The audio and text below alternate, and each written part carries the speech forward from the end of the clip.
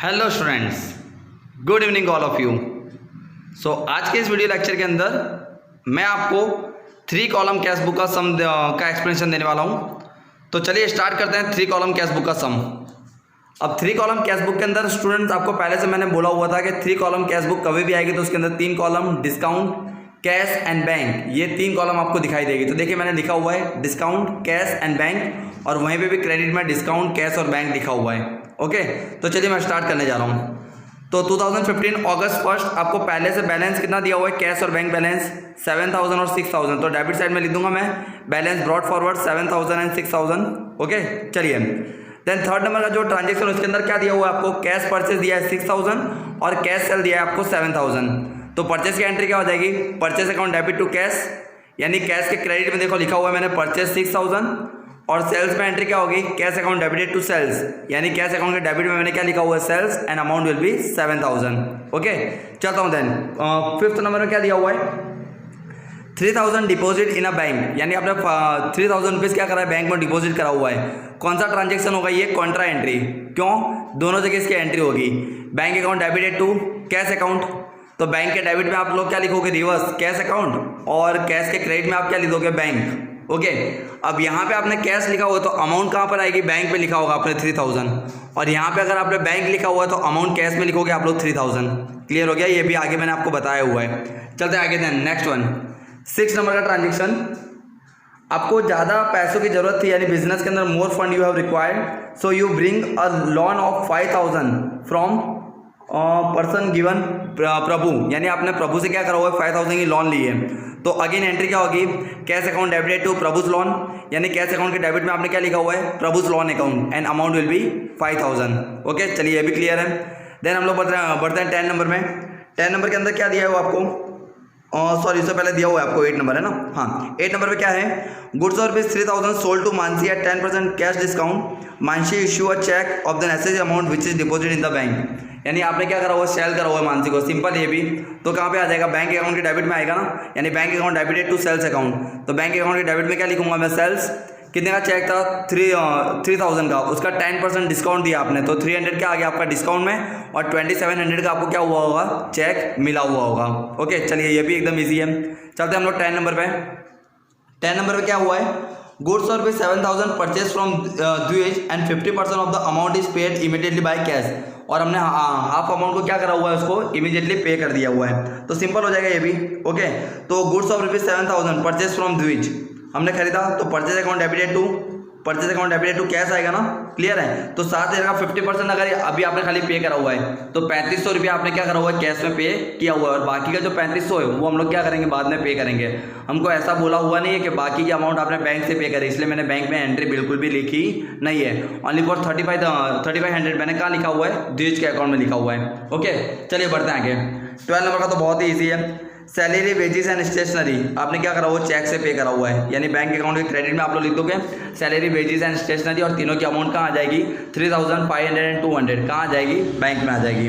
चलते हैं आगे 14 नंबर, कमीशन एंड ब्रोकरेज, आपको दोनों ही क्या हुआ है, कैश में मिला हुआ है, यानी cash account debited to commission and brokerage, cash के डेबिट में लिख दूंगा मैं commission account and brokerage account, and amount will be 1000 and 500 कहाँ लिख दूंगा मैं, कैश में लिख दूंगा। चलिए बढ़ते हैं आगे फिर 16 नंबर का transaction, bank credited interest ₹100 on a balance in a Namrata's bank. अब स्टूडेंट कभी भी ऐसा अगर ट्रांजेक्शन दिया हो तो आपको मैं एक चीज़ बोल रहा हूँ, बैंक ने क्रेडिट करा हो ना तो आपको डेबिट कर देने का, डेबिट करा हो तो क्रेडिट में लिख देने का, यानी यहाँ पे क्रेडिट दिया ना तो आप अमाउंट को कहाँ लिख दोगे, डेबिट में लिख दोगे। सिंपल एंड शॉर्ट आपको मैंने बता दिया। तो बैंक इंटरेस्ट को कहाँ लिख दिया, देखिए मैंने डेबिट में, और अमाउंट तो आएगी बैंक के अकाउंट में। और अगर यहीं पर ऐसा दिया होता बैंक डेबिटेड इंटरेस्ट, तो अमाउंट कहाँ लिख देते आप लोग, क्रेडिट में, और जो अमाउंट आ जाती वो। क्लियर हो गया आपको ये भी। पर यहाँ पे क्या था, उन्होंने क्रेडिट करा है तो मैंने क्या कर दिया, उसका रिवर्स, यानी मैंने यहाँ पे डेबिट कर दिया है, और अमाउंट कितनी आ गई, 100 रुपीज़। ओके, चलते हैं आगे। Then 70 number, ₹2000 withdrawn from the bank for the payment of the electricity bill. Yes, very good, again one of the most important, यानी आपने बैंक से निकाला है तो क्या हुई एंट्री, इसकी भी कॉन्ट्रा एंट्री होगी, यानी आपने इलेक्ट्रिसिटी के लिए अभी बैंक से निकाला है, अभी आपने किया नहीं है एक्सपेंस, तो क्या होगी entry, cash account debited to bank account, यानी कैश अकाउंट के डेबिट में आपने क्या लिखा हुआ है, बैंक अकाउंट लिखा हुआ है और अमाउंट कैश में आ गए 2000। ओके, और इसी तरह का यहाँ पे 17 में क्या लिखा हुआ है, कैश अकाउंट और अमाउंट लिखा हुआ है आपने 2000 बैंक के अंदर लिखा हुआ है। ये बहुत ही अच्छा एडजस्टमेंट था क्योंकि इसके अंदर बहुत सारे बच्चे गलती कर देते हैं, क्या लिख देते हैं entry electricity expense account debited to bank account, पर ऐसा नहीं है। अभी आपने खाली पैसा निकाला है, अभी आपने इलेक्ट्रिसिटी एक्सपेंस किया नहीं है, इसलिए ध्यान देना आप लोग, इसकी दोनों तरफ एंट्री होगी। देन बढ़ते हैं हम लोग 20 नंबर पे। ₹1000 paid for electricity bill and remaining 1000 is taken for a personal use from the bank from the business. Okay, यानी 20 नंबर बहुत ही ईजी है। इलेक्ट्रिसिटी एक्सपेंस और बैंक के लिए और ड्राइंग के लिए आपने क्या करा है, पैसा निकाला हुआ है, तो सिंपल हो जाएगा ना, क्लियर है। तो क्या लिख दिया मैंने 20 नंबर में, देखिए पेड करा यानी कैश जारी है, तो इसके क्रेडिट में क्या लिख देंगे हम लोग, इलेक्ट्रिसिटी एक्सपेंस 1000 रुपीज़ कैश में और ड्राइंग 1000 रुपीज़ कैश में आ जाएगा। ओके, ये भी चलिए बढ़ते हैं आगे। 22 number, goods worth which 5000 sold to Parth, he issue a cheque for the necessary amount after the deducting cash discount at the rate of 10%। और जो हमने क्या करा है, बैंक के अंदर भर दिया है, सिंपल। ये भी हमने क्या करा हुआ, सेल करा हुआ, तो सिंपल आ जाएगा ना। बैंक अकाउंट के डेबिट में लिखा मैंने सेल्स अकाउंट, 5000 का 10% 4500 और 500 रुपीज़ मेरा क्या आ गया, डिस्काउंट आ गया। ये भी सिंपल था। चलिए बढ़ते हैं आगे। Then 25th, cheque issue by Parth is dishonoured. Yes, very good.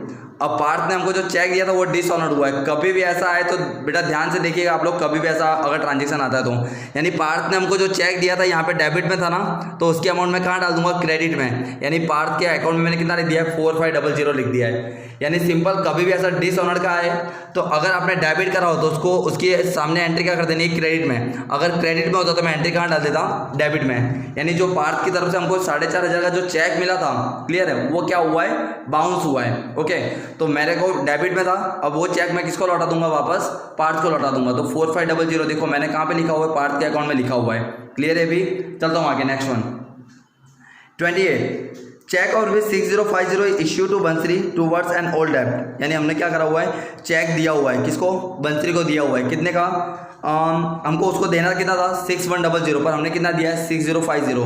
यानी सिंपल हो जाएगा ना, बैंक के क्रेडिट में 6050 और 50 रुपीज़ मेरा क्या हो गया, फायदा, यानी मुझे डिस्काउंट मिला। ओके, चलिए ये भी क्लियर है। बढ़ते आगे। Then 29 number, Gopi has paid ₹2000 by cash in full settlement of डेब्ट 2040। सिंपल, ये भी हमको गोपी से कितना लेना था, 2040, पर गोपी ने हमको खाली कितना दिया, 2000, यानी 40 रुपीज़ हमारा डिस्काउंट हो गया। तो गोपी अकाउंट कहाँ, कैश का डेबिट में लिख दूंगा मैं, 2000 कहाँ पे आ गया, कैश में, और 40 रुपीज़ मेरा क्या हो जाएगा, डिस्काउंट हो जाएगा। ओके, चलिए। देन 31 जो है बहुत ही अगेन सुपर्ब दिया हुआ है ये ट्रांजेक्शन, ध्यान देना। After keeping cash on ₹5000 on hand, remaining amount deposit in the bank. अब कभी भी स्टूडेंट ऐसा दिया हो तो आपको ऑलवेज क्या करना है, यहाँ पर क्रेडिट में मैंने डायरेक्ट क्या लिख दिया, बैंक अकाउंट, और 5000 रुपया मैंने क्या करा हुआ है, अपने हाथ पे रखा। यानी इसको क्या बोलते हैं, कैश ऑन हैंड। यानी 5000 रुपया आपने निकाल लिया और बाकी का पैसा क्या करा, आपने बैंक पे डाल दिया। पर बैंक में कितना डालो, अभी आपको आइडिया है नहीं है। हाँ, पर ये तो दिया है ना आपको, बैंक के अंदर कितना, 5000 आपने डिपॉजिट कर दिया है। ओके, तो चलो एक काम करते हैं, पहले 5000 तो लिखा मैंने, अब मैं इसकी एंट्री करता हूँ। चलो, टोटलिंग करने पर आपने देखा तो डिस्काउंट का डेबिट का आ रहा है 840, कैश का डेबिट का आ रहा है 24,500 और बैंक का डेबिट का आ रहा है 21,300, और दोनों साइड में डेबिट का ही टोटल ज़्यादा आ रहा है। तो उसमें से मैंने क्रेडिट का जब माइनस करा तो डिस्काउंट में तो कुछ करेंगे, डिस्काउंट तो एज इट इज़ 50 का 50, पर मैंने कैश के अंदर जब माइनस करा तो 6000, 3000, 3500, 1000 एंड 5000 इतनी अमाउंट माइनस करने पे यहाँ पे वापस ये 5000 जो यहाँ पे मैं इसको दिया हुआ है ना, इस वैल्यू के ऊपर मैं यहाँ पे राउंड कर रहा हूँ, वो वैल्यू मैं कैसे लेकर आया हूँ, माइनस करने पे। यानी इस अमाउंट में से, यानी 24,500 में से आपने माइनस करा, तो यहाँ पे सबका टोटल कितना आ रहा था, 19,500। तो माइनस करने में कितना आया, 5000। यानी ये 5000 रुपये आपने हाथ पे रखा और बाकी का पैसा आपने क्या करा, बैंक में डिपॉजिट कर दिया। तो बैंक के अंदर कितना डिपॉजिट करा होगा, अगेन आपने 5000 यहाँ पे डिपॉजिट करा हुआ है। क्लियर हो गया आपको, ये भी क्या बोल रहा हूँ मैं, पक्का। अब इसका जब आप टोटल करोगे बैंक का, तो बैंक का डेबिट का टोटल आ रहा है 21,300, उसमें आपने बैंक में 3,500, 200, 2000, 4500 एंड 6050 माइनस करा, तो वहाँ पे कितना बैलेंस कैरी फॉरवर्ड हो रहा है, 5050। और यही बैलेंस को आप क्या करोगे, नेक्स्ट मंथ में कैरी फॉरवर्ड कर दोगे सितंबर में। क्लियर हो गया, पक्का। तो आई होप दैट आप सभी को ये 3 कॉलम कैश बुक का भी सम बहुत ही ईजी वे में क्लियर हुआ होगा। नेक्स्ट वीडियो लेक्चर के अंदर मैं इसके और भी रिमेनिंग सम करवाने वाला हूँ। So till then bye and take care.